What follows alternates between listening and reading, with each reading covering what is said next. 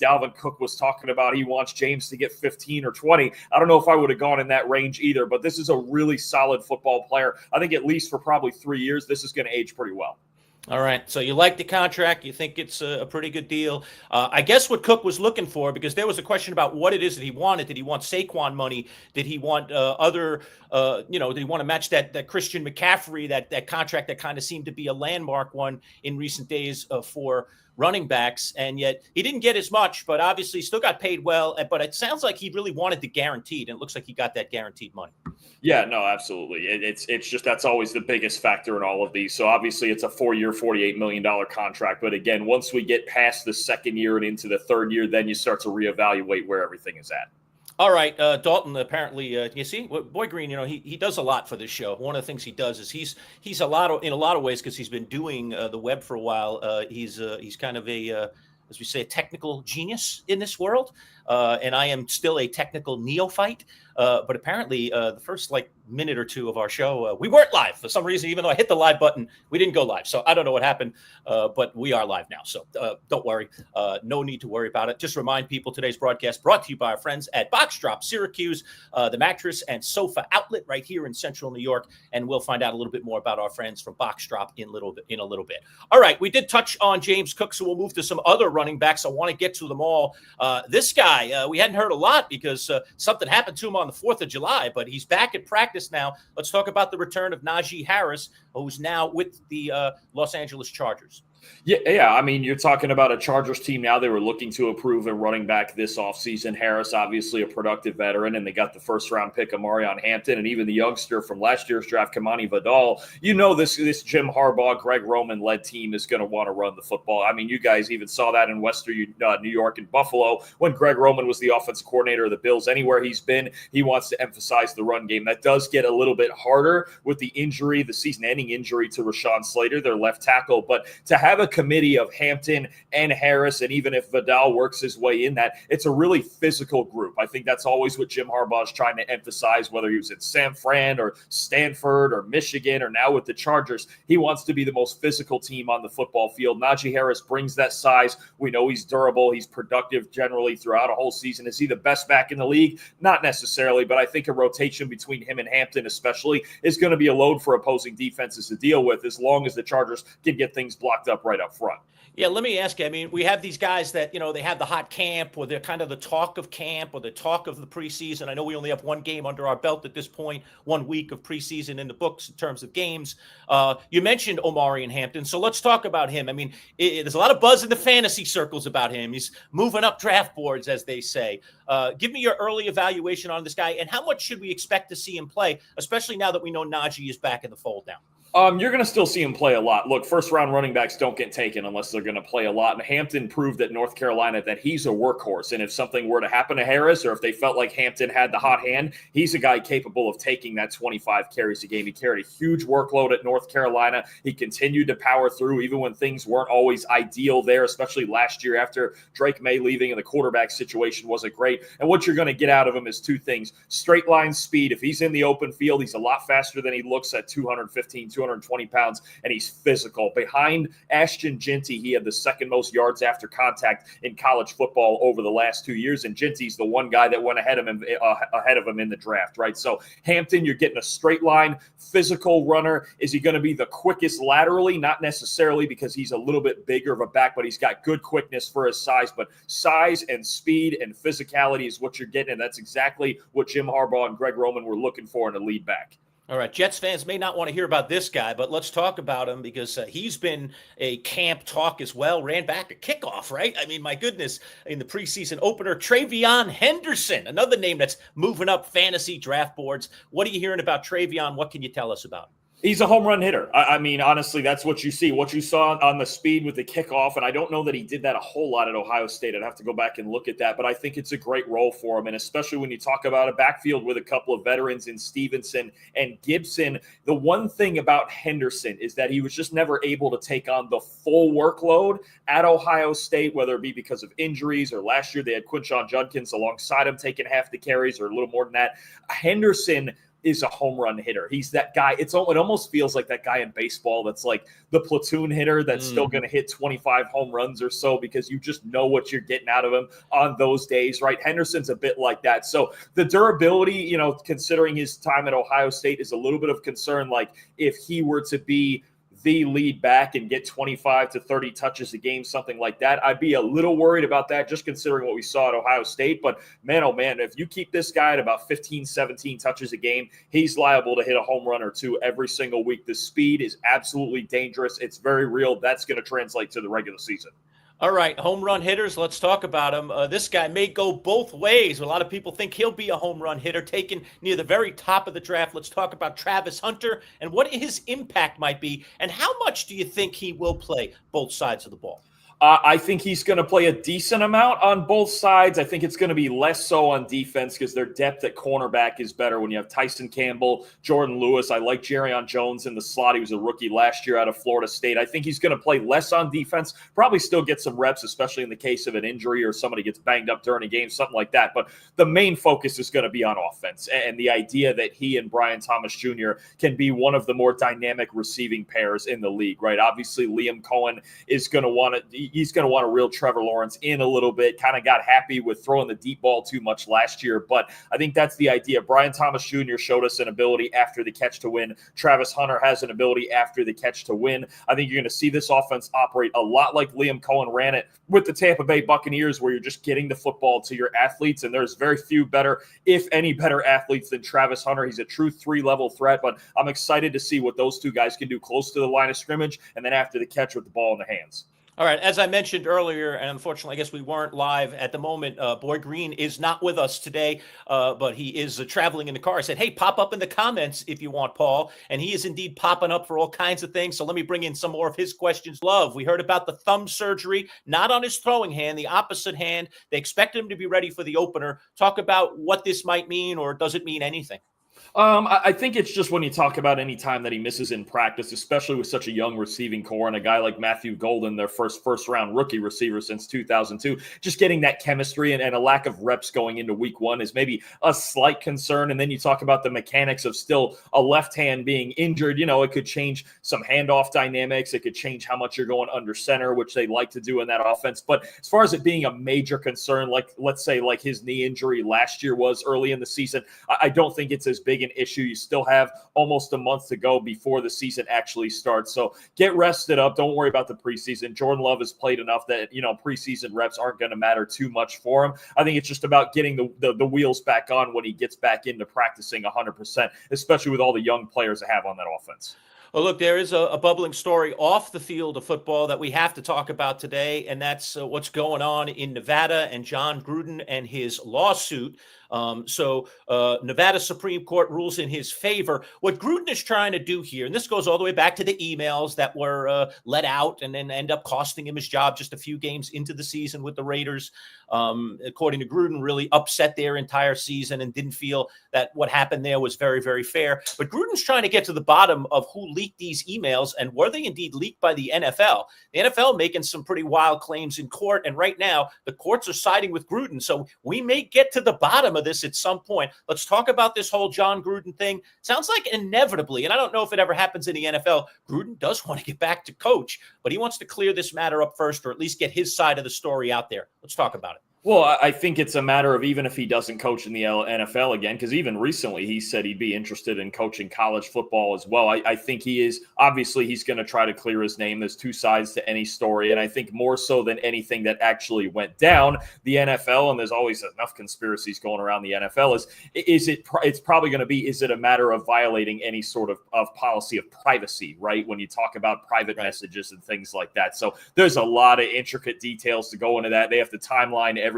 out and go back and find everything that's involved with this. But I do think it is a matter of Gruden really trying to claim, even even if there was some sort of wrongdoing, trying to figure out how he can find a road back to coaching, whether it is at the NFL or college level. Because, I mean, you can tell when he talks and when he does these videos and his stuff at Barstool, he still obviously loves it and he wants to do it again. I think he even made a comment recently in the past week about he would love to coach in the SEC in college football, right? That's like the college football haven, right? So I think he does want to get back into it, but obviously this is at the front of mind first. So he's going to try to figure that out, and we'll see where that goes, because there's two sides to everything on that.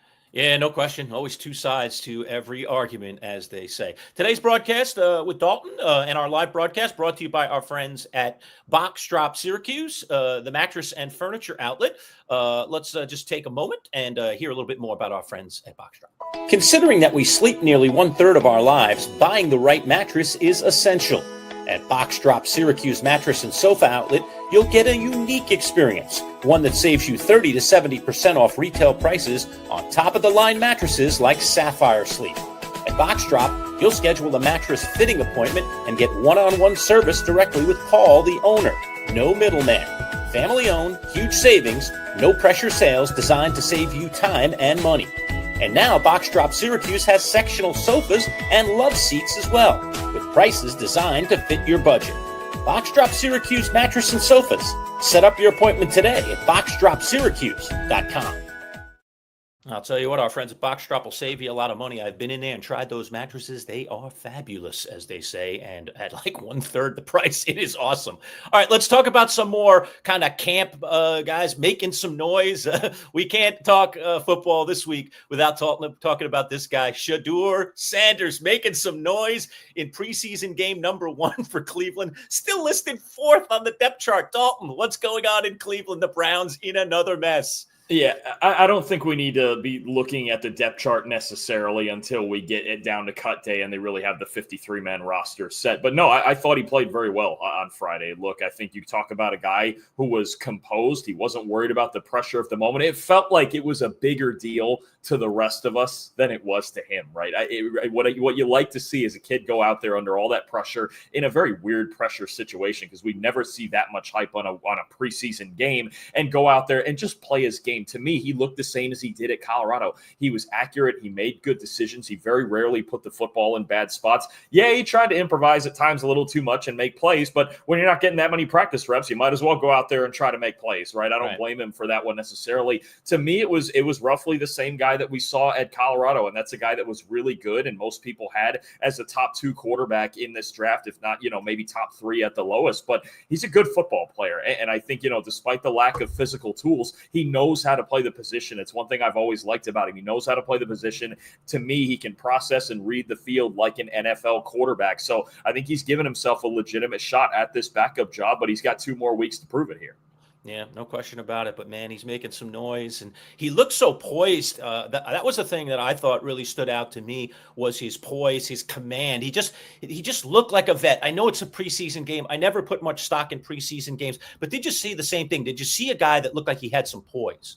Absolutely. He's always looked like that. And look, there was a ton of pressure on him at Colorado to between him and Travis Hunter, basically to single-handedly turn around a program. And they did that within 2 years. And eyeballs were on them, win or lose, every single week. I really don't think big situations are going to face him, because he was so undaunted all the time at Colorado. I watched him every week. And I think the one thing you can say, win or lose, is he was the same guy on the field all the time. He believes he can win any football game in any situation. If it's 2-minute drill, if it's a big game with a lot of noise and the crowd noise surrounding him, I think he's very good at drowning out that noise and not worrying about it. And, Cleveland's cursed with quarterbacks and they're trying to figure it out, and you're on the depth chart here. And he said all the right things through it all, right? He's like, listen, I still have to get better. I did some good things. I did some bad things. I got things to work on, and the depth chart will shake the way it shakes. I just have to go out there and play football. So I just love the mentality that he's taken out there with him through this whole process. Yeah, probably getting some good advice from Pop too. I'm sure Pop knows the drill. I know he came in as a superstar. We're talking about Deion Sanders,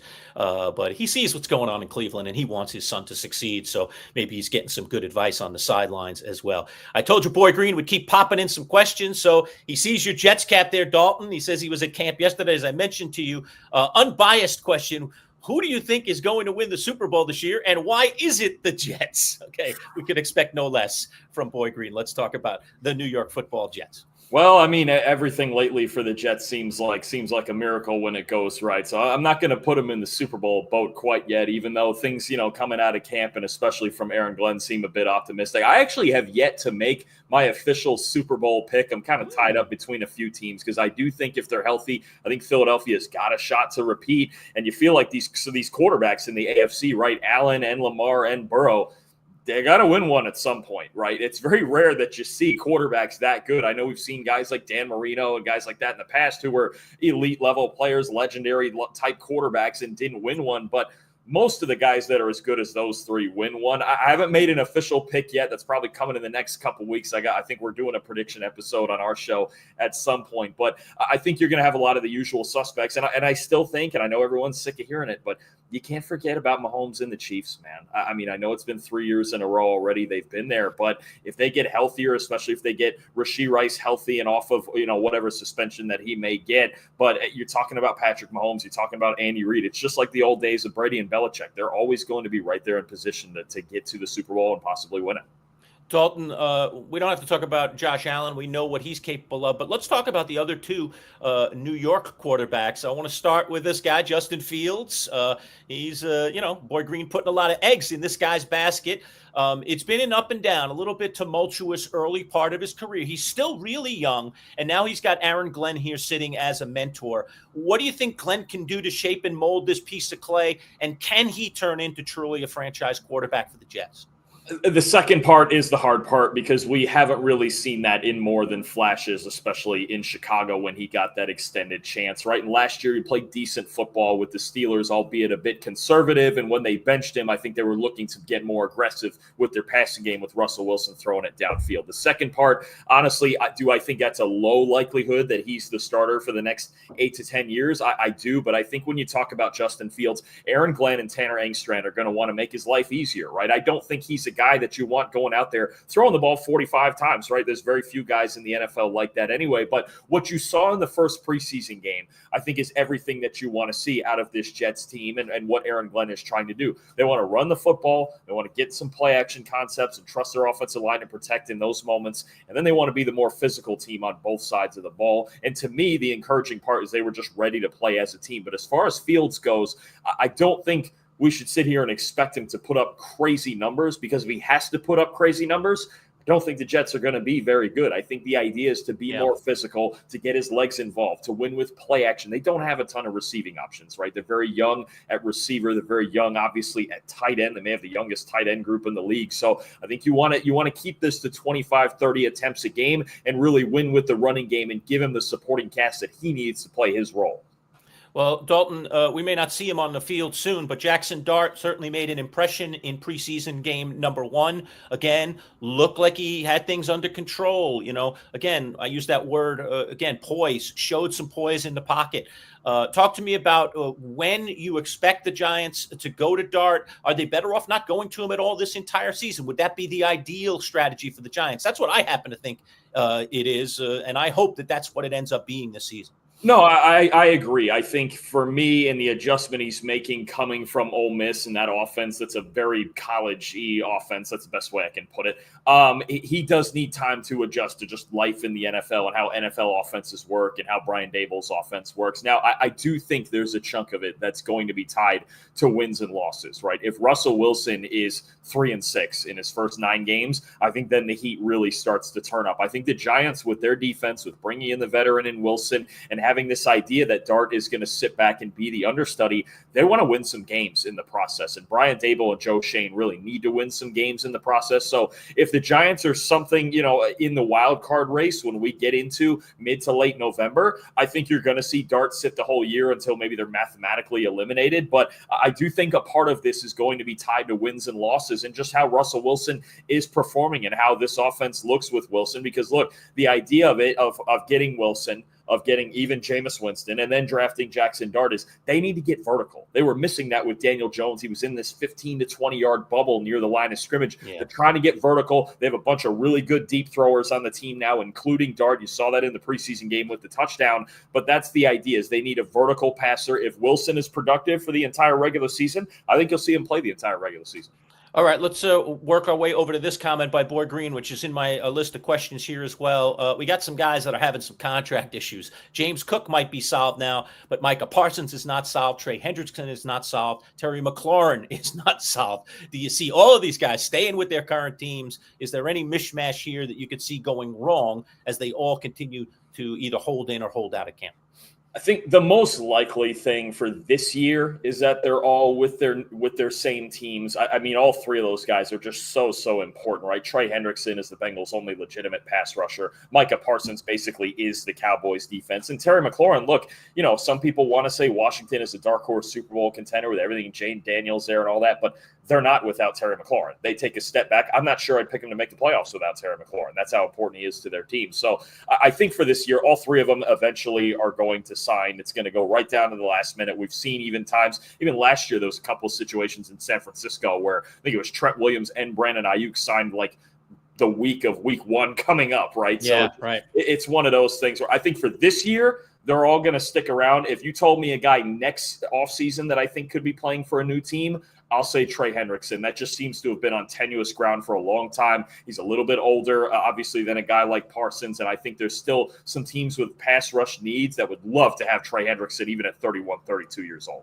Yeah, no question about it. Yeah, it kind of feels that way, although we'll see what they can do contract-wise with him. Hey, Dalton, take a minute since I haven't given you this opportunity yet. Tell people a little bit about what's going on at PFF, and go ahead, feel free to do a little plug for PFF. Oh, we got a lot going on right now, Jim. You're talking about we've got a brand new set of betting tools that just dropped in the PFF app that you can download now. Those just dropped yesterday. Player prop tools, matchup insights, coverage breakdowns, all sorts of things like that. A brand new set of betting tools. If you're a gambler, hop in on some of the best tools in the business. We've got a PFF Plus annual subscription on the website. That's $20 off right now. And then, as always, you can find me and Trevor Sikkema and Max Chadwick, the PFF NFL show on YouTube and the PFF College Football show on YouTube. If you're fans of either or both of those, subscribe to those on YouTube. Catch me on both of them during the season. It's going to be a whole lot of fun breaking down. I don't even know how many different football games during the week between the two, but it's going to be a whole lot of fun on both shows this season.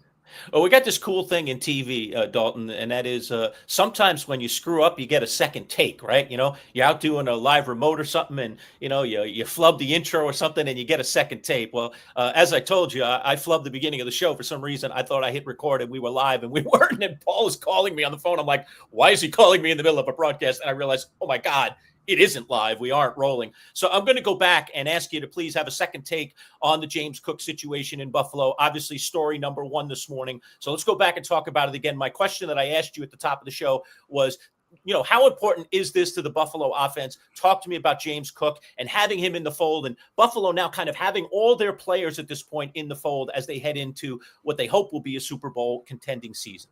Yeah, I think organizationally, first, you talk about a team that's locked up a lot of their foundational players, right, that they consider the core pieces. Obviously, Cook, Christian Benford, obviously Josh Allen's been signed. Greg Rousseau is a huge player for them. Terrell Bernard, right? Signing your core players, especially young players, is so key to keeping that long-term health of your organization and of your roster, right? So that's first and foremost. And then when it comes to James Cook, look, I like the depth in their backfield with guys like Ray Davis and Ty Johnson, but Cook is the lead dog there, right? When you talk about a guy who for us had the 8th best rushing grade per our PFF grading in the league last year, tied for the league lead with Derrick Henry rushing touchdowns. And ever since Joe Brady's taken this offense over, there's been a more balanced approach to it, right? They're the one big time contending team that doesn't have, an A.J. Brown on the outside, a Jamar Chase, some elite wide receiver on the outside. So they've become a balanced offense with Cook, with Allen, with this offensive line. He's really important with the way he can explode and create big runs at the second level. So it's a good signing, and I honestly think a fair contract for both sides.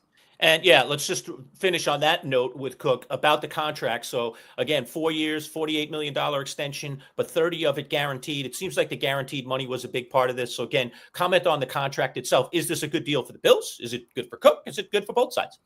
I think it's good all the way around. I do. So when you talk about, okay, it's 4 years and $48 million, 30's guaranteed. So then you really start to talk about this being truly a 3-year, and let's just cut it in 3/4, $36 million contract that he is certainly going to get. And I think when you you talk about a guy with the level of production he's had, he doesn't have to carry such a huge volume like some other workhorse backs like Kyron Williams, who recently signed with the Rams, or even what Saquon Barkley did with the Eagles last year, because you've got other rushing threats. You've got a Ray Davis. You've got a Ty Johnson. You have a Josh Allen who takes a good amount of carries on a weekly basis. So I don't think he's going to wear down quite as much as maybe some of those guys. And if you talk about the first 3 years of that contract, he's going to be 26 next month. So you talk about getting him for age 26, 27, and 28. And then you start to think about things again. I think that's perfectly reasonable. It's a guy who he's in his prime. He's going to have a couple more years of his prime. I think it's really a worthy contract for both sides. It's a reasonable deal. It's not over the top, $20 million, something like that, that the Bills are paying. And then he's still getting a solid contract as one of probably the 10 best backs in football. So it's fair all the way around, I think, and perfectly reasonable for at least the next 3 years. Hey, Dalton, how you feeling about the Bills as a Super Bowl contender? I mean, you said you haven't picked your team yet, so are they in the running? Let's talk about where they measure up in the AFC at this point. Yeah, no, I mean, they're still one of the 3 best teams. If you have number 17, you can win any week against anybody. That's the facts. Their offense has been ready to win a Super Bowl for years. To me, it's all about Sean McDermott and Bobby Babich and building this defense. For us, they were the 5th lowest graded defense in our PFF grading. They were the 2nd lowest coverage grade, that back 7 of that defense. And they've emphasized the defensive line a lot this offseason too. But to me, the problem with them in the postseason is just not being able to get stops when they need them. I'm not saying they have to be the best defense. When you have Josh Allen, you don't have to be the best defense in football. You just need to make stops when it really matters. And for the last 4 or 5 years, just haven't been able to do that in the postseason. If their defense can even somewhat catch up to their offense, they're absolutely a Super Bowl contender. They're one of the favorites. And honestly, they're a contender anyway, just because they have Josh Allen and how good he is. But the defense has to catch up some. That's what I'm looking for in big moments. I still think they're the clear favorites in the AFC East, even if it is just because of Josh Allen. It feels like it's deja vu all over with, how it was with Tom Brady every year. It was like, well, do they still have Tom Brady? Oh, okay, they're going to win the East, right? I feel the same way with Josh Allen, but the defense needs to catch up in those big moments against Kansas City, Baltimore, Cincinnati, whatever other great offense they're going to play in the postseason. Hey, Paul's jumping in with this one. I mean, we talked a little bit about those 3 players, but why are the Commanders refusing to pay Terry McLaurin? They're not paying a rookie quarterback. He's on a rookie contract. Obviously, it looks like he's going to be a superstar. Why don't they want to get this over with? What do you think the snag is here in Washington? It's just, to me, it's just the stigma of a guy that's going to be 30 years old next month. That's all it comes down to. It's just age. I mean, everybody, especially with football players, and we even see it happen more in baseball now, is the second you turn 30, they're already writing your eulogy. Unless you're a quarterback, that's different. Yeah. But they're writing the eulogy the second you turn 30, and all of a sudden they want to try to do that with McLaurin. But I mean, he showed us last year. I think last year was his best year since he's been in the league, and he's been so great ever since he was drafted. And now he's got a real quarterback. I go, why wouldn't you want this guy around when now you finally have a real quarterback to throw to him, and you've seen a year of what he can do? And receivers, look, do they always age into their mid to late 30s? Great, no. But when you talk about a guy maybe getting a 4-year extension, right? 30, 31, 32, 33. I don't see a reason not to do that, especially for as great as he's been to the organization. He's everybody's favorite player there in D.C. And he just, I would argue, he's coming off his best season, still proving he's one of the best threats in the NFL. To me, there's no reason not to get this done. It doesn't make sense. It's just the fact that, he's about to be 30 years old, so there's some giant drop-off coming. Again, to me, he's been so productive every year of his career, and now he's got a real quarterback. Let him ride that out for 3 or 4 years. All right, 2 more before we let you go. I'll go back over to Boy Green in the car, who says, Dalton, you get paid to talk about football for a living. Who is the team in the media we aren't talking about but should be talking about? Is there a team that we should be talking about a little bit more this offseason as we get ready for the regular season? It feels like the NFL gets covered so extensively. It does. That's always too many stones, right? That's always such a tough question. I think there's always certain aspects of teams that don't get talked about. Like I think about with the Giants and what their defense could be. That could be a big deal. One team I'm keeping – I'm sorry. Go ahead. Finish up on the Giants, but I got one I got to jump in on and ask you about. Go ahead. One team I'm keeping a close eye on because I just love the development of their quarterback since the second half of last year is the Carolina Panthers. I think there is a road here where if they improve their defense some, and I love what I saw. Even I know all the talk was about the Browns and Shador in that game they were playing against Carolina, but man, oh man, Bryce Young looked so good in that preseason game, and he looked so good the second half of last year. That's a team in a division that's pretty open that I would keep an eye on, especially if he gets this chemistry going with his rookie receiver, Tedero McMillan. I really like what the Carolina Panthers have done this offseason. I'm excited to see a full season of this newfound Alabama-looking confident Bryce Young again. He's been a lot of fun to watch lately. Yeah, what I was going to say is how come nobody, and I mean just about nobody, at least in my circles, is talking about Cam Ward? He was the number 1 overall pick. He's the quarterback of Tennessee. I know they're in a little bit of a state right now trying to get things back in order, but we always talk about the number 1 overall pick, especially if it's a quarterback. This guy's gotten no pub outside of Tennessee. What's going on? Yeah, I don't know, because he was so darn good in college last year. And if Right? there wasn't a freak two-way season like Travis Hunter in the year that Ashton Jeanty had, a lot of other years, Cam Ward would have won the Heisman, honestly. But, I think it's part of it is just it's Tennessee. It's not one of the New Yorks or LAs or Dallas Cowboys that you think about when it comes to the big flashy headline teams, right? I think, Tennessee is still considered a team that's a work in progress. And I agree with that. I'm not expecting them to make a huge jump. I think this year is all about Cam Ward's development, but it really does feel like he's the least talked about number 1 pick ever, right? And it's like, and like even this past weekend, I don't even think his debut was nationally televised, right? And I had to go back and watch it, and I was like, oh yeah, Cam Ward played this week, didn't he? And I thought he looked pretty good. He made a couple of mistakes, but I mean, it's rookie stuff, playing on a new team, playing on the worst team in football from last season. So there's some things to work on, but no, it's going to be exciting to watch him too. He's got a tough week 1 matchup against the Denver Broncos in Denver. That might be a tough one, but I think that's really going to be a fascinating story to watch. Is can he turn around that franchise? Because they really have just had no answer at quarterback since they got rid of Ryan Tannehill. Yeah, no question about it. All right, final question. It comes from Paul in the car. Boy Green chiming in. He says, hey, Dalton, I need your honesty here. We've done interviews with you in the audio world for years, but now that you can see Lerch, would you prefer we go back to audio-only version? LOL.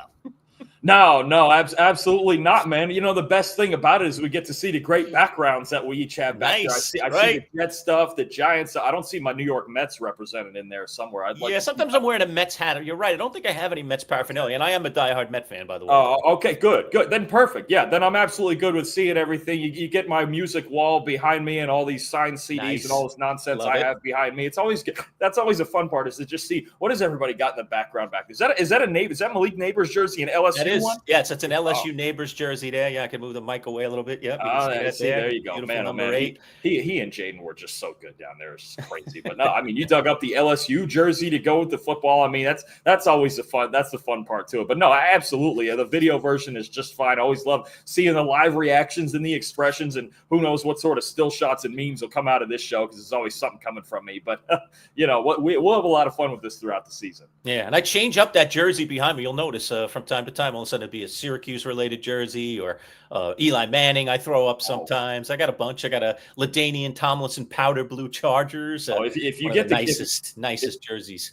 If you get the Cuse going, my co-host on the college show, Max Chadwick, he went to Syracuse. So that's all. I don't know if you've ever had him on, but he's a Syracuse guy. Yeah. Oh, yeah. Yeah. Him and his brother's actually currently there right now. So it's a whole Syracuse family he's got going. Certainly on the college show, I hear about Cuse a lot more sometimes than I expect to, but we have a lot of fun with it. Yeah, there's far too many of us Newhouse freaks roaming the countryside of the media, that's for sure. And I'm sure you've come across that, Dalton. Some of us nicer than others. But yes, we are out there in force, dare I say, Syracuse University and the great Newhouse School. So sometimes you'll see the classic 44 orange over my left shoulder. So, you can enjoy that when it pops up from time to time. I'm always looking for a little variety around here, so always looking to change things up. Dalton, I'm sorry we went a little overtime today. I do appreciate it, though. I apologize for the hiccup there at the beginning, even though you didn't know anything was going on. Neither did I. It was fantastic. We were doing a fantastic interview to nobody but ourselves for the first couple minutes, but we did make up for that and get back to that James Cook question. And for anybody that missed that, that's all you really missed. We were just talking a little bit about James Cook, so I feel like we covered that as well. As always, my friend, looking forward to talking to you. We're going to be live with you pretty much every Wednesday, and thanks for agreeing to come a little bit earlier today. Usually we do the show at 11, but we moved it to 10 because of actually Boy Green's responsibilities. And then as it turns out, we didn't need to because Boy Green got stuck. So, but he did a great job there in the comments. So thank you, Boy Green. Thank you to everyone else for chiming in. All right, Dalton, I'll let you go. I'm going to continue here a little bit and talk to react to what you said a little bit with our listeners. So as always, my friend, have a good one. We'll see you next week. I appreciate you guys as always. See you next week. All right, there he is. Dalton Wasserman giving us some love on the show today. Always a love to do that with Dalton. Terrific stuff from him, and just really, really fun to do that with him. So let me see if I can put myself here back in the screen here. Interesting. Okay, I don't want to be tiny. Oh, this is the guy I want to be right there in the middle. Okay, now I'm in the middle. It's just me, no Boy Green. So strange to be in this situation without Paul in this digital world. For those of you that know our audio show, the Manchild Show with Boy Green, when we were on the radio on the Score 1260, still see that logo over my shoulder right there. One of the things that was one of my trademarks in radio is I know there are some hosts out there, Colin Cowherd, Jim Rome, pick your favorite, radio audio host out there that love to do the solo show and just love to have the long takes and the long storytelling. I have always been a conversationalist. So I started my show, as we've mentioned several times on the digital platform here. It was Bud in the Manchild was the name of the show. And it was Bud Poliquin, who, again, still does a bit with us every week that you can watch every Tuesday. And myself. And this Manchild thing was a nickname that I acquired in college. Maybe one of these days when Paul and I have a little bit of time, I'll tell you the whole background of how I got the Manchild nickname. But I got that at Syracuse University while I was at the Newhouse School in college. And I have never loved the solo show. I like working with a partner. I like having a conversation. I like bouncing things off. Frankly, I think a lot of times in this medium, one of the hard things to do is to have time to think. If you don't prepare so much of what you're going to say, not have to write it down. I mean, obviously we're all good ad-libbers in this world, but that you can articulate your points and get out everything that you wanted. So, you got to do a certain amount of prep to be able to do that. But what I like about the two-person show is that you get a chance to think while the other guy is talking, and sometimes, or even look something up real quick or grab a little fact that you didn't maybe prepare in your notes.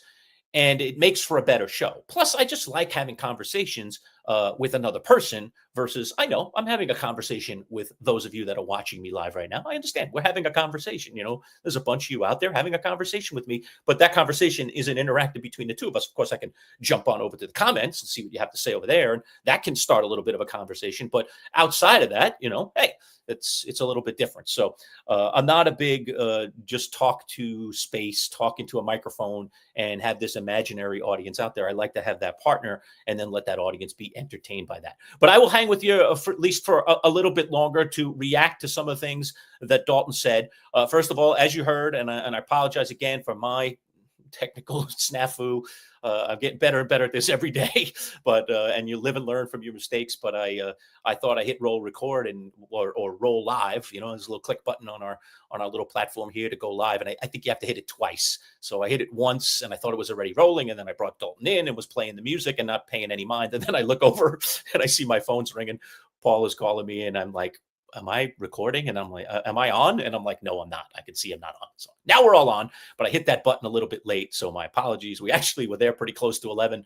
And then we didn't get into you guys till like 7 minutes after. So thanks for jumping in, and thanks for your patience, and thanks for dealing with my nonsense here of learning this digital world. But back to Dalton's comments. Okay. So let's start story by story here. First of all, let's start with James Cook. Very exciting news for Buffalo Bills fans. And I know a lot of people in Buffalo, and we were up there at camp last week, Boy Green and I were experiencing this. Everybody didn't seem all that concerned, or at least a lot of Bills fans. I ran into a lot of Bills fans that didn't seem all that worried. That didn't seem to think that it was a big deal. We even spoke to Sal Capaccio, our Bills insider from WGR. He's the sideline reporter for the Bills. And he was like, yeah, I mean, it's a loss, but, they got Ty Johnson. I'm like, what? James Cook is the best back in that backfield. Anybody that's watching the Buffalo Bills play football knows that. Those of you that are Jet fans, and I know that some of you are here this morning, know about Ty Johnson. He played for the Jets for a little while. He's okay. He wasn't that great for the Jets. He's actually played better for the Buffalo Bills. But, I mean, come on. You want him as your lead back? I mean, he's a third down gadget guy. You're not running him out like you're running James Cook out. So I know the snaps were split up there in Buffalo, and they weren't like way, way stilted towards Cook, but he's a very important ingredient. So to get him locked in now for 4 years, to get him back in camp, get some chances here. I don't know if we'll see him in preseason games or not. Maybe we'll get a peek at him at some point. But, to have him playing for the Buffalo Bills, I think is a big deal, especially since I still really, really have big questions about their receiving core and where it's at right now. I think that Keon Coleman is going to be a really, really important piece of the Bills this year if they are to get better offensively at the receiver position, because they still, to me, really lack the number one. I love Khalil Shakir. I always have trouble saying his name. It's like a tongue twister. But this is a guy that's a slot guy, and he's a possession type receiver to me more than he is a game breaker. So they need a guy like Holman, who, if you watched him at Florida State in college, I mean, he was acrobatic. He made some one-handed catches. I mean, he's really, really kind of a freak. So if he can bring that freak athleticism with consistency, that's what he's really lacking in the NFL. But with some consistency, dare I say, to the Bills, then the Bills will be much better off. So a little bit on James Cook, but good news again. And the contract is a 4-year extension. It's $48 million. So essentially he's getting paid $12 million a year, which is not that, Christian McCaffrey, I think it's 16, 17 million, somewhere in that neighborhood that they paid McCaffrey a couple of years ago. It's not quite the Saquon money, but I think it's in the tier where James Cook belongs. And I guess what him and his agent were really fighting for wasn't to go way up to McCaffrey country, but was instead to get massive guaranteed money. And he got a boatload, 30 million of that 48, 30 million of that 48 is indeed, guaranteed. So no matter what happens, he gets hurt, he's getting that money. So that's kind of cool. Very, very excited about that. All right, let me see if I can jump on over to the comments here. A couple of things popping up. All right, let's go over to Phil Armour, who says, Manchild, don't know if you saw my comment yesterday. I don't think I did, Phil. I'm sorry. Was listening yesterday, and in 2016, Lamar ran for 199 and threw for 208. Louisville beat Syracuse 62-28. So that's a good point. Yeah, because we were talking, Paul looked up another game. Lamar roasted Syracuse twice. Okay, so you've got the game I was thinking about, Phil. So thanks for throwing that in the comments today, because we were talking about it on the Monday live show. And Boy Green did pull up another blowout that Louisville had against Syracuse. And Lamar only ran for, I think we had like 109 yards. And I was like, really? Boy, I remember him running. I thought it was 200 or over 200 yards. So this is probably the game that I was thinking of, 199 and threw for 208 in a 62-28 Louisville win, or beatdown, we should say, over the Syracuse Orange a few years back. So thanks you for that, Phil. Excellent. Thank you. See, that's what I love. We used to have a guy on our radio show, and unfortunately he passed just around a year ago, or somewhere in the last year. His name was Steve in North Syracuse. And you hear me getting almost a little choked up when I talk about him. Steve in North Syracuse has a really a place in my heart. He worked for the government. He had a government job. I always think it's the IRS, but it wasn't. He worked for like the Social Security Department or the Health Department or something. I always forget who he worked for, but he worked for the government, but here in Syracuse. So he had a federal job. And then he retired, and he was a radio freak. He did not only call in and listen to our show religiously every day, but he listened to all of the local shows in Syracuse, New York, and would call into those shows. He would call into the coaches' shows. Jim Boeheim used to do a radio show. The football coach always did a radio show, and he would call in regularly on those shows. So he loves Syracuse sports and is plugged into Syracuse. But his great talent, was that he loved, I think in his government job, he's like a researchy guy, like he's in front of a computer screen all day doing researchy type stuff. And he loved history, and he loved to research sports history. And he would bring these things to the table all the time. And one of the other things he would do, which I loved, I am endeared by people who want us to get things right. Sometimes when you're talking off the top of your head, you don't get every single thing that comes out of your mouth right. I mean, heck, if you watch the Kornheiser-Wilbon show, the end of the show, every show, they have a built-in segment where they come in and they do corrections. So in a half-hour show, even fully produced with people working with them to put all their information together, and the little grid that they have along the right-hand side and the little clock, they still make mistakes because they are shooting from the hip a lot of times, or they're trying to remember something and maybe they get a stat wrong. So we're human as hosts. I always have admitted that, that's for sure. While I'm certainly consider myself knowledgeable, I'm human. And sometimes you make mistakes. And Steve would from time to time chime in and make a correction or give us some perspective on a stat, or say, or if I didn't have a stat, I said, I know it was a blowout, and he'd go get the stat. So Phil, you did exactly that. You did a Steve in North Syracuse there by giving me that correct stat that I was looking for, which, was about that Lamar game where he went nuts. So it was 199 yards that he ran for against Syracuse. And then in another game, he ran for another 108. So tally it all up, and the guy ran for over 300 yards in 2 games against Syracuse. Need we say anything more than that about a quarterback? So, yeah, thanks for that, Phil. That was awesome. Thank you for jumping in on that. All right, a couple of other things. Love. Let's talk about Jordan Love, the Packers quarterback, getting the operation on the left hand now. This is not the right hand. This is the left hand, and it's his thumb. I shouldn't point at my pinky. It's his thumb. And the Packers, all signs are that he's going to be back for the opener. So Dalton Wasserman saying he didn't think it's that big a deal, and neither do I. This is a guy that knows the system and so forth. So I think we're in good stead there. The Najee Harris news is also interesting. You heard me talk with Dalton about that. Najee was in a fireworks accident on July 4th. Remember years ago, of course. JPP, all us Giant fans will remember that. Goes down in infamy. The guy ends up losing some fingers, does come back to play football. Was never really quite the same player after that. Glad that he's okay, but again, the dangers of working with fireworks. So Najee had gotten a firework in the eye.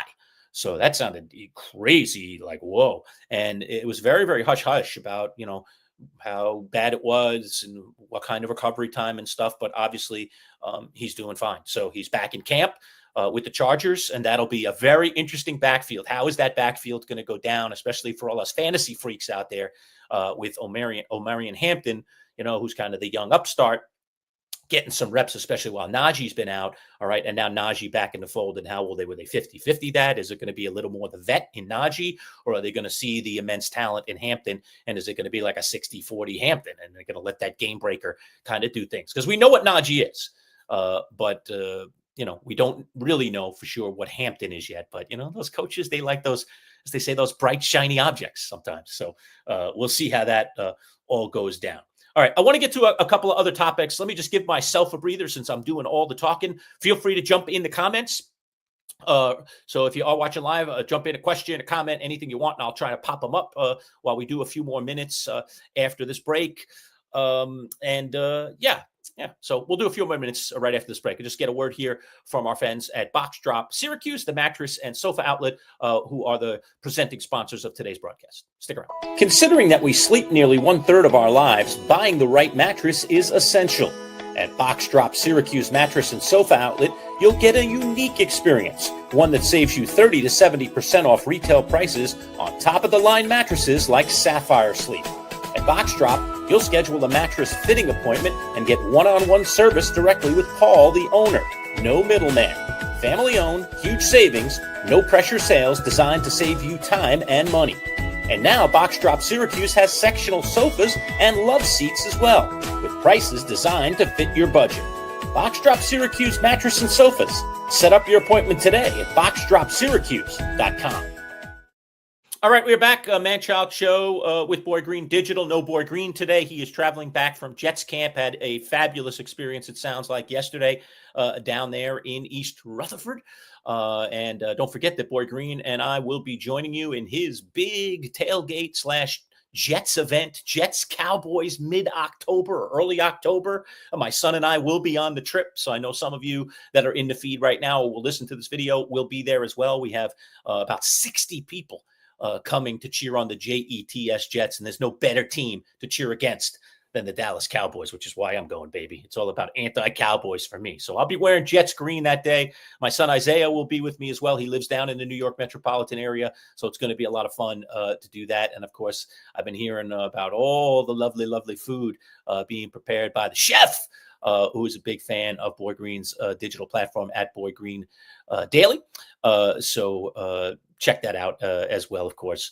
If you haven't already subscribed to Boy Green's channel, make sure that you subscribe to that. And don't forget, subscribe to our channel at MC Show Digital.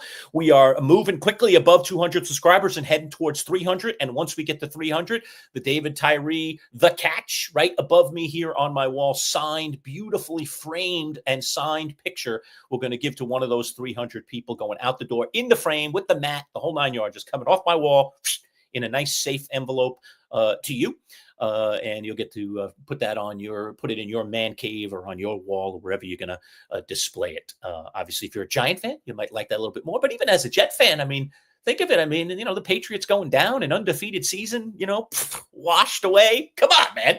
I mean, even if you are Jets, I know Jets and Giant fans oftentimes don't like each other, sometimes find each other obnoxious.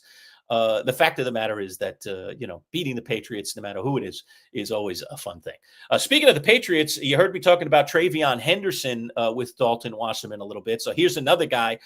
He's been lighting it up there, I say, a little bit in camp and certainly in preseason game number 1. So we'll see if he continues to evolve. What is that running back split going to be like? Boy Green and I, when we were talking on Monday, I mentioned this whole thing about the running back and the idea that the running back, I don't want to say a dime a dozen because it's trivializing it too much. These guys are phenomenal athletes. I have great respect for the running back. Frankly, I'm a little disturbed by how the running back isn't, quote, getting paid these days like other positions. Nice to see James Cook getting his deal, but I still think the running back is an underpaid position. I think it will come full circle and will come to a point where running back salaries will go back up again. But right now, it kind of, the unappreciated offensive, toy, dare I say, that every NFL team has, and everybody wants to throw them out after about 5 or 6 years because you run them into the ground and then that's the end of them, and nobody wants to pay them even when they're 26, 12, and 27 years old. Oh, I'm going to pay the running back. The Giants didn't want to do it, and look at what happened to them. So I do not like what's going on with the running back position, but I am a great fan of the running back. And certainly that's an interesting situation with Travion Henderson. It kind of really reminds me of what's going on with the LA Chargers, you got a vet and you got a youngster, and the youngster's got kind of this explosive nature to him. And are you going to give him more time, or are you going to let the vet kind of take care of things because you don't want the ball turned over and you don't want the ball on the ground? And we know the flashy rookie a lot of times, it pops out of there from time to time. So we'll see how that goes down there. I didn't get a chance. I wanted to ask Dalton, and I'm sorry that I didn't, but just, we took enough of his time. We'll have him on every week, but I did want to talk to him about Mason Taylor. And I know Boy Green, I saw some of his material that he's already put out on his digital site from Jets camp. But he seemed very, very high on Mason Taylor. We know Joe Bartle, our fantasy expert, who, by the way, will be back with us live on Friday. In his usual spot at 10:30. So Boy Green and I will be together live 10:30. We're also putting together a bunch of interviews. We're doing a bunch of interviews tomorrow, and we'll start dropping them tomorrow and past tomorrow. We're doing Inside the Jets, Inside the Giants, and Inside the Bills. Ed Valentine is joining us for Giants stuff. Anthony Prohaska, who's going to be our regular guy for the Bills, really cool guy, is going to be joining us this week as well. And Jake Asman is with us tomorrow as well. So we will drop those interviews between tomorrow and Friday, likely. I don't know if anything will bleed into Saturday, but we will do an in-depth look at all 3 camps, all 3 preseasons at this particular point, injury update, anything that we can collect from those guys. So you don't want to miss that stuff, even though it won't be presented live to you. We will have it for you, and you can certainly check it out. So again, that's why you want to be a subscriber at MC Show Digital. That's why you want to hit that thumbs up and like us, because you want to make sure you hit that bell too for the notifications, so that you don't forget that when we're putting out content, even when we're not live, you know when it's going down, and you can see when it's going to pop up in your feed. So that's what we want for you, to give you the best possible coverage. As you know, we cover all 3 New York football teams, and we'll be doing that all season long. We'll have Dalton Wasserman all season long talking all NFL issues. We always kind of hit him up with some of the New York stuff, but we will certainly delve into the big national story. So if something's going on in Kansas City, something's going on with the Chargers, if something's going on with the Raiders, whatever it is, Dalton will hit us up there. And of course, we'll have the fantasy segment, as I mentioned, every single Friday with Joe Bartle. We don't just stop doing that once we get to our drafts and everybody is drafted. I know a lot of people already drafting their fantasy teams. We do that all season long with Joe. So Joe will be doing waiver wire pickups with us every week. You can throw trade proposals into the comments. Again, that'll be a live interactive session with Joe every week on Friday. So we'll keep that interactive for you all year long. But Joe's a great resource. Listen, and do me a favor too. Joe he's super knowledgeable. I don't always agree with some of the things he has to say about certain players. Him and I are going to draft 2 teams in a couple of weeks. We're going to be in the same room drafting for our Champs League for the Manchild Show with Boy Green Digital. We're going to be in the same room right here. It's going to be at Smoky Bones in Clay, not too far from where I live. Joe's traveling from Wisconsin, Madison, Wisconsin, to come to this draft. Joe and I will pick different players, and there are going to be players that he likes and I don't, and there are going to be players that I love that he doesn't. And that's just the way it goes. So Joe is an advice giver. Is he right 100% of the time? No. And no, not is any fantasy guy or any football insider that we're going to talk to, frankly. It's a matter of getting some, getting some expertise, getting it from people who are around it all the time that essentially study it and give it. But you can't take their word as gospel. So please, if Joe says, make this trade, don't make this trade, pick up this guy, and then it doesn't work up for you, draft this guy, and it turns out to be a disaster. Don't blame Joe. Just understand it's advice. So what you do is you take the advice, you listen to it, and you go, I don't really like that advice, or that sounds like good advice, and you take it. And then you live with the decision. You don't put it on the fantasy guy or the insider because you decided to make a decision. So I always say that to fantasy football players, because I think a lot of times we get carried away and we think, my guy, that guy told me to do this and do that. And look, I'm in last place. Okay. He didn't tell you. He gave you advice and you decided to take it. So take it or not. That's always the choice. But I'll tell you, during the regular season, I will reach out to Joe. Fortunately for me, I can just text him. He's become a friend as much as a colleague. And I can say, hey, Joe, I'm really struggling with these two guys. Who should I start, this guy or that guy? And then not only will he say, I would do this, but then he'll give me a reason. And then I will look at that and I go, I didn't think of that. I think I'm going to do what Joe said. I kind of like that reason, and I'm on the fence as it is. I'm going to go with Joe's piece of advice. Or I go, I don't agree with that at all. I think Joe's dead wrong about that. You know what? I'm going to take guy B, and I'll flip the guy B. In the end, remember, it was my choice, right? Joe gave me the advice. I asked for it, but then I looked at the advice and I evaluated it and decided what to do. So I always say, kind of be, as the Seinfeld folks used to say, the master of your domain. Okay, I know they meant it in a completely different way, but be the master of your fantasy team. You're the one pulling the strings and making the decisions. Now go out and seek advice. I highly advise you to do that because there are people out there like Joe Bartle that give it and are great at it, and a lot of the time will hit it, and will give you very good. Even if they don't hit it, they'll give you good, rational reasons why they feel it's X over Y or Y over Z. All right. They will give you a reason. And then again, you take that advice and decide what to do. So I just think that's one of the things you should always know. It is what it is. All right. Let me see if I can jump a few more comments before we get out of here on a live Wednesday show. Let's see. We got to have the war talk. So thank you, Badshaw, who's always out there. Badshaw, always appreciate you being here. You've been here almost since the get-go of the start of our channel here. So he says, Giants are going down Saturday. That's right. Saturday is the Snoopy Bowl. Jets and Giants, as we know, are doing some scrimmages against each other in camp. Boy Green was there yesterday, but they will play in their preseason game on Saturday. I think what'll be interesting here, Badshaw, is who plays and who doesn't. Now that we have the 3-game preseason, how are coaches going to handle it? Because when we had the 4, it used to be that a lot of coaches, and I'll say all because everybody's a little different, but a lot of coaches would play their starters the most amount of time in game 3. And then they would give pretty much all the starters off game 4. And you might get a touch of them in game 1 and game 2. But game 3 was the one, all right, we're going to play a whole half, of the starters. Or we're going to play at least a quarter or a quarter plus of the starters. And we're going to risk injury here in a game that doesn't matter to the standings, which is all football coaches care about is wins and losses, right? So I don't know that it matters that much who wins this Saturday, but I'll take the bait here, Badshaw, and I'll say, no, you're going down, man. Your Jets are going down, Badshaw, okay? You're going down, all right? Jackson Dart's going to throw wild on the Jets. And you know what? The good thing is all of the quarterbacks in our room are actually good. You don't even have, Tyrod Taylor right now. I don't know if you heard Tyrod is getting some kind of procedure, and he's going to be out the rest of the preseason, I understand. So he's going to be ready supposedly for the opener. So I don't know. Does that mean we're getting more Justin Fields, or we get more of that 3rd and 4th guy on your roster whose names are not exactly household names, so much so that I don't even have him inside my head, even though I read about him this morning. I was like, who are these guys? What? All right. So without Tyrod, I'm feeling confident, actually, that the Giants are going to put up a very good effort against the Jets. But I will be curious from both teams' perspectives, who plays, how much the starters play, because, again, now we are in a 3-game preseason situation here. So on and on it goes. Let me jump back over to Phil here, my Giants faithful fan here in blue, saying, I'm a big Giants fan, cautiously optimistic about this year, but schedule is brutal. Well, that's why, Phil, I agree. Be cautiously optimistic because the schedule is brutal. The Giants have a mammoth of a schedule. They just drew all the short straws.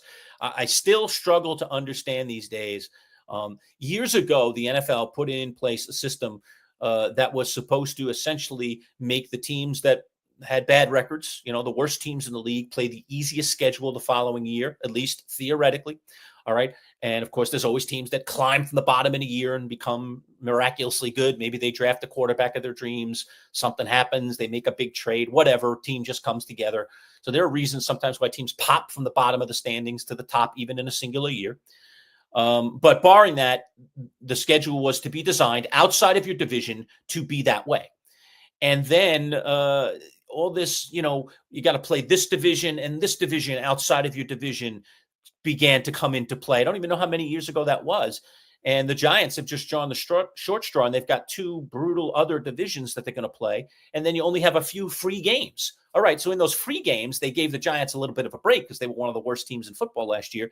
But that's just a couple of games. They drew the short straw in the other two divisions, and their own division is really tough this year. So put it all in the blender, and the Giants just have a brutal schedule. So my thought would be this, Phil. Be cautiously optimistic. So am I. And I'm going to go into this season, glass half full. Okay, for sure. But what I want to see is, sure, I want to see a good record, and I'd love for the Giants to finish even over 500. I'd be thrilled. But the fact of the matter is, what I want to see is improvement. What I want to see is on the field improvement. I want a competitive team. I want to see a team that can battle in the fourth quarter. I want to see the Giants defense starting to come back together the way it was years ago when the Giants were great. I said it the other day. The Giants, the glory days of the Giants, even through the Eli years, were built around great defense, and in the Lawrence Taylor years, obviously was LT and company. And then, it became other players. We had the big four up front with Justin Tuck and Michael Strahan. And, that was, it was the defense, the defensive line. It was pass rush. And the Giants haven't been able to find that. And while they've got problems all over the place, including the offensive line, which maybe is my greatest concern going into the season, the fact of the matter is that I think they need to build this team around a great defense again. That's when they've had their success. Sometimes it's just best to go back to your roots and do it that way. And so I hope that the Giants do that. So we'll see if they do. We kind of go from there.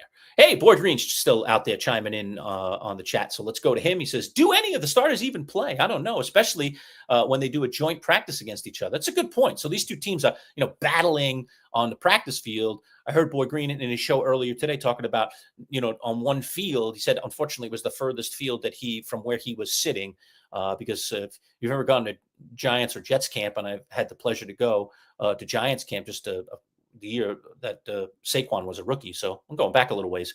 Boy Green and I went down there. And where the fans are, there are stands positioned all around the different fields, but there are several fields, and the fields run at different angles. One's running this way, and then another one offshoots this one like a giant L, and then there's one at the far end that runs in the other direction. And you can't be everywhere. Basically, you kind of, as a fan, you kind of settle into where you were. Now, as credentialed media, we were able to walk from field to field, so that was phenomenal. But I know Boy Green was not there yesterday as media, even though he was shooting some stuff for his channel. So you're a little more restricted. And therefore, if you're at this field, you can't see what's going on in the other field. And I heard Paul say this morning that the Giants and Jets ones, offense and defense, were going at it with each other on one of the other fields for a bit, and he wasn't able to see that. Now, there were interesting things going on in front of his field as well, or on his field. But you can't, it's hard to see everything when you got three fields operational and coaches all over the place. So it will be interesting with these two teams going at it in practice, and the ones playing the ones in practice. Are they going to want to go ones against ones in the game? Are they going to even risk it? Because sometimes when you get to do that in practice, you can learn just as much, if not more, than you did on the field. Because on practice, of course, get to talk to the guys in between plays, so you can stop play for a minute, and you have coaches actually out on the field. Obviously, you can't do that in a real game. So you can have quicker instruction. You could have quicker reaction to things, other stuff kind of, you don't get to it until film comes, the week after the game. Hey, let's go back and look at some of the mistakes we made. Hey, let's look at the mistake we made right now. That's one of the benefits of practice and doing these scrimmages, which I think are a marvelous idea. And I think the NFL will continue to do this. So Jets and Giants literally button heads in practice, and very true by Boy Green. Will any of the starters even play? We'll see. I think the Giants need to keep rolling out their starters. They've had such terrible starts to the last few seasons, and with certainly Brian Dable and Joe Shane's jobs certainly feeling like they're a bit in the balance this year, depending on how things go. I got to believe that they want to get off to a good start, and that won't be easy. They're playing the Commanders, and Jaden Daniels in Game 1. That's not going to be. That's not going to be easy. All right, a couple of the comments before we go. Let me see if I can squeeze them in. Phil's got another one here. PFF ranked Jenks number 1 in pass blocking in last week's preseason game, so that's always nice. Okay, but again, I would say this, Phil, preseason stats. It's preseason. Nice to see. What I didn't see from the Giants and why I came out of that game with great worries in the offensive line is I didn't see the run blocking. And to me, any good line, you run block first. You have to be good at run blocking before you can get to pass blocking. So you're right. They didn't give up any sacks. And, the stats say, PFF says, because PFF, remember, they're statistical based. Hey, the Giants came out of that game and fantastic. Okay. All right. I know they measure pressures too. They don't just measure sacks. But to me, that line didn't pass the look test. And I'm extremely concerned. And I'm forgetting his name now. I think it's Hunter. Maybe is his last name. It's James Hunter, I think it is. James Hudson. I'm sorry, James Hudson. James Hudson is the lineman that's filling in right now for Andrew Thomas. And Hudson did not look good. I mean, he was playing left tackle, which is not where they hope he's going to play when their starting left tackle is on the field. But Hudson looked shaky. He got penalized a couple of times, and some guys are getting around him pretty quick. I was like, oh boy. And when's Andrew Thomas back? Quick. Let's get Andrew Thomas back on the field. So, look out there. All right, and we'll go to this one last. Bad show, you'll get the last word. Why wouldn't you? He said, Manchild, the game matters to me. I can talk smack on you for the rest of the year. All right, you're right. You can. You're right, Badshaw. Okay, so I'll get in rooting crouch, dare I say, rooting stance, as the great Robin Williams once said, yawping stance in the movie The Dead Poets Society. I'll get in rooting stance for my Giants in a preseason game, because I know I got to deal with all you Jet freaks. I'm going to see you in a few weeks, and I'm sure I'm going to be dealing with you all season long, trying to keep you, excited about your team, but within reason. Got to be within reason with me, Badshaw. That's where we'll always parse our words. If we do, is I'm a very reasonable person. I look at my own team reasonably. I will look at your team reasonably. I will look at every team in the NFL reasonably. Of course, there are some teams I hate, like the Cowboys and the Eagles, that maybe I won't be quite as rational and reasonable when I talk about them. But outside of my personal biases, dare I say, I try to push those aside, and I kind of pride myself, dare I say, a bit of a journalist. So I hope that I can, continue to be that way on our digital platform here today. All right, look, as they say, I'm just talked out. Like I said, I like to have conversations rather than just talk by myself here. So Boy Green will be back with me on Friday. And we will do our bit with Joe Bartle. So if you have questions for Joe, show up in the live chat. You can even send them to us in advance. We'll try to be wary of you sending comments in. If you missed any part of today's live show, of course, we will put it back out on our channel, on our YouTube channel, and on our social media platforms. I don't know, Boy Green might have to do a little quick editing or something because, of course, the beginning of the show was a little messed up thanks to my technical snafu. And again, I apologize for any of you that were, sitting and waiting at 11 o'clock and then found out what's going on. They're in the middle of a question here, and they popped on the air somewhere around 11:06, 11:07. So my apologies, completely my fault. And hopefully it didn't mess things up for you too much. But I did go back again with Dalton and circle back and answer the questions, ask him the questions and have him answer the questions that we missed, because it was just me and him and nobody else. So sorry about that. Won't happen again, I promise. Now I know the system. So it's good to learn from your mistakes. And certainly I learned a couple today. Thanks to Boy Green for chiming in. Safe travels back to New York. Boy Green, we'll see you back here in Central New York soon. And again, live feed on Friday, 10:30 with Joe Bartle. We'll be dropping a bunch of stuff tomorrow. Probably at least 2 interviews are going to drop tomorrow. Probably Jake Asman of the Jets will drop tomorrow after we do that interview. We're doing it sometime in the mid-morning. So we'll try and get that out to you guys in the early afternoon. Ed Valentine's joining us, as I mentioned, and also Anthony Prohaska of the Bills. So over the next couple of days, we'll get that stuff out to you as well. But certainly a couple of those will drop tomorrow. So we'll get you up to date on all 3 New York football camps. All right, for Boy Green, it's the Manchild signing off here, folks. Thanks so much for for watching. And again, if you missed any of it, it'll be available on our YouTube channel at MC Show Digital. Don't forget to subscribe. And once we get to that magical 300 number, that David Tyree framed autographed picture on my wall will go out the door. So try and help us race our way to 300 subscribers if you can. All right, we'll see you on Friday live for sure. Pay attention to what we're dropping the next couple days as well, as we're going in depth on all the New York football camps. Take care, everybody. Thanks for watching.